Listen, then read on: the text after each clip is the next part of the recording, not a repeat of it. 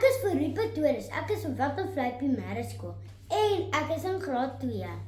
Fourie, het jy alweer rooi mure? Fourie, sit nou stil. Nee, moenie die hele dag lank by die huis, by die skool en by die kerk. Lyk ek soos iemand met rooi mure? Hoekom vergelyk mense iemand met gesonde lewenslus met rooi mure? Maar reken, dis omdat rooi mure altyd oral is waar hulle nie moet wees nie. Voorsitter, ek Fourie glo vas dat rooi mier kinders moet beweeg. Beslis beweeg.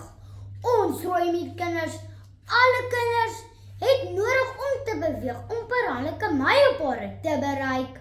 Mamma lees vir my in die tydskrif Baba en Kleuter van 2 Oktober 2021 in 'n artikel geskryf deur Ashley Jones. Sy is 'n bekende arbeidsterapeut van Pretoria. Sy sê in 'n baba sy eerste 15 maande is dit belangrik vir 'n baba om te beweeg, baie te beweeg. Daardie 15 maande leer die baba te sit, te kruip en te loop. Alles in daardie 15 maande. Maar hier is my vraag. Hoekom leer kinders so vroeg om te beweeg as ons nou net moet stil sit? Sy sê verder, kinders moet speel en beweeg, want sodat jou liggaam en brein sterk kan word.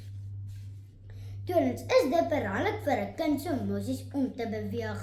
As mamma so raas, lees ouma Karlien vir mamma in haar boek Gesonde Grense, wat geskryf is deur Dr. Anthony. Hy is 'n bekende sielkundige van Kaapstad. Hy sê dat mos net 'n bietjie ontspan en nie net heeldag hul kinders se nekke omdraai nie, omdat hulle beweeg nie.